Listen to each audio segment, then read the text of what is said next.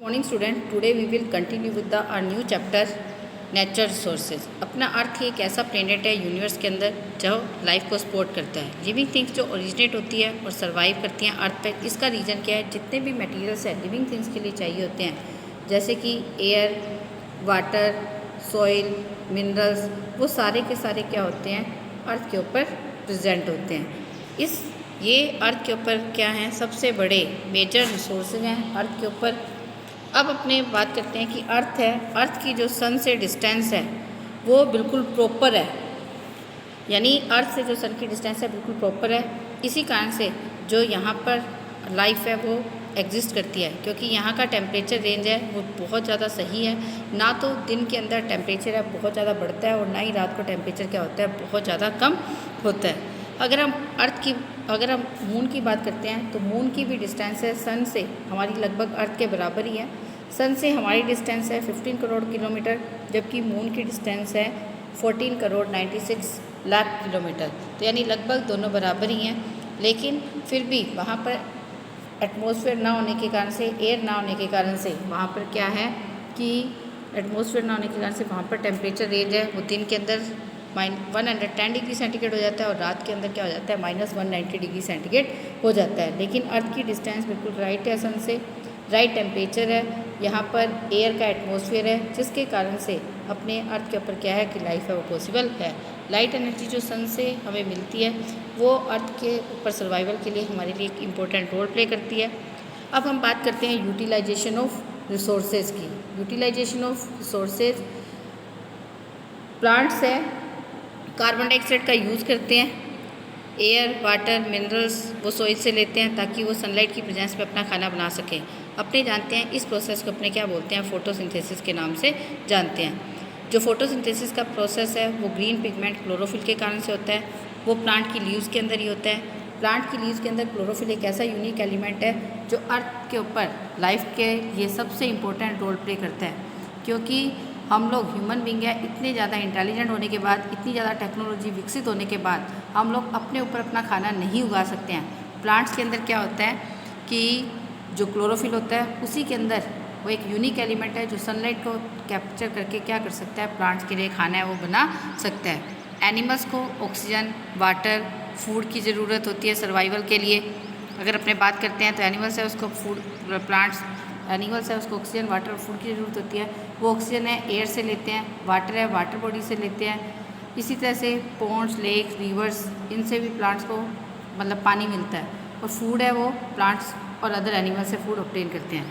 अपने को food, air, water की ज़रूरत होती है। अपने ये रिसोर्सेज हैं अर्थ के ऊपर बहुत तरीक़ों से अपने क्या करते हैं? इसका यूज़ है वो करते हैं। जैसे कि अगर अपने रॉक्स और सॉइल्स है इसका यूज़ अपने हाउस, रोड्स, डैम्स बनाने के लिए करते हैं।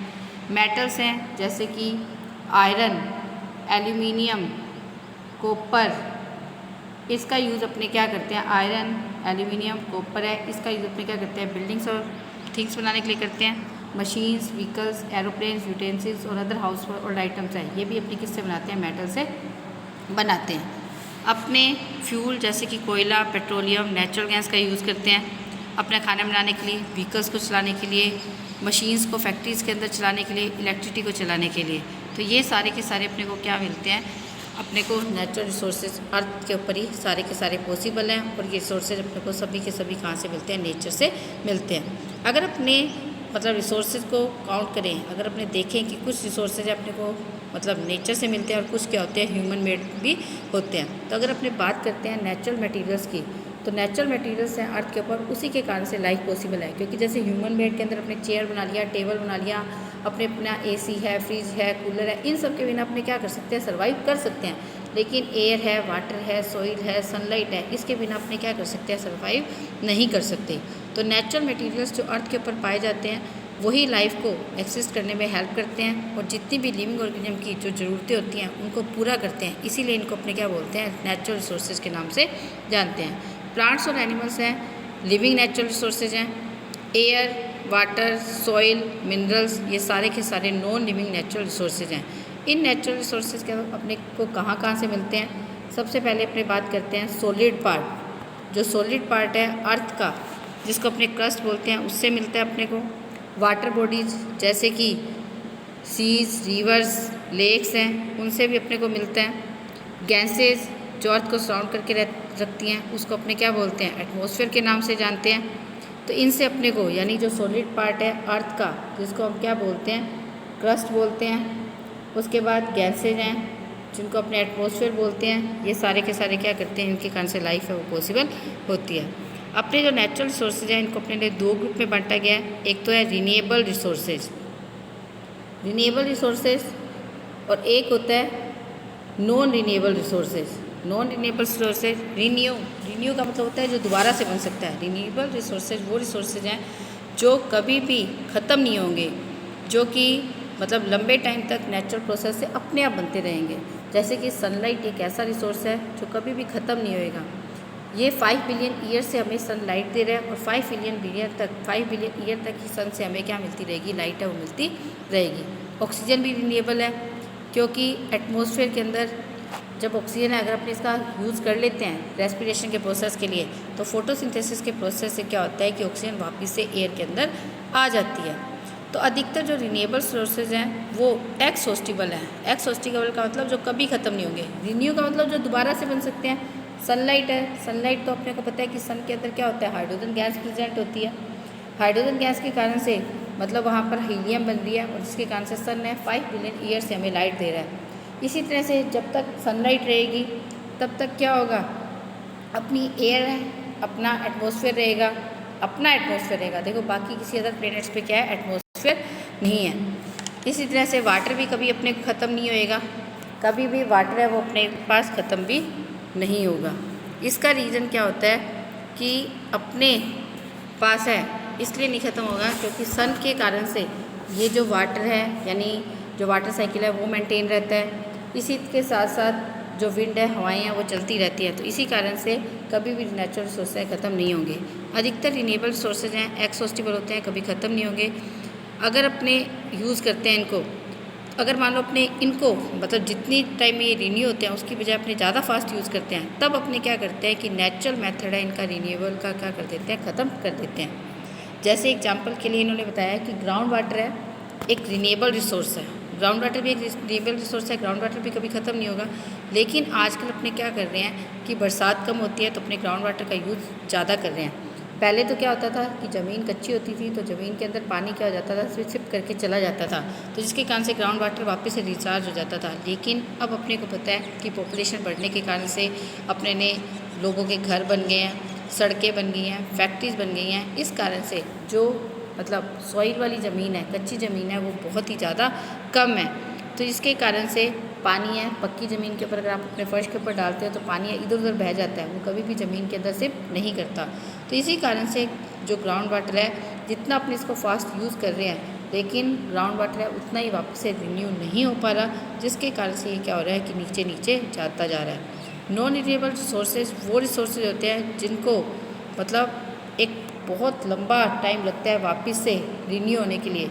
मतलब जो रिसोर्सेज हैं अगर एक बार ख़त्म हो गए तो उसके बाद उसको बनने के लिए मिलियंस ऑफ ईयर लग जाते हैं। जैसे कि कोयला है, पेट्रोलियम है, नेचुरल गैस है, ये मिलियंस ऑफ ईयर्स लेते हैं फॉर्म होने के लिए। तो एक बार अगर ये यूज़ हो गए तो इसको अपने मिलियंस ऑफ ईयर तक वापस से रिप्लेस नहीं कर पाएंगे।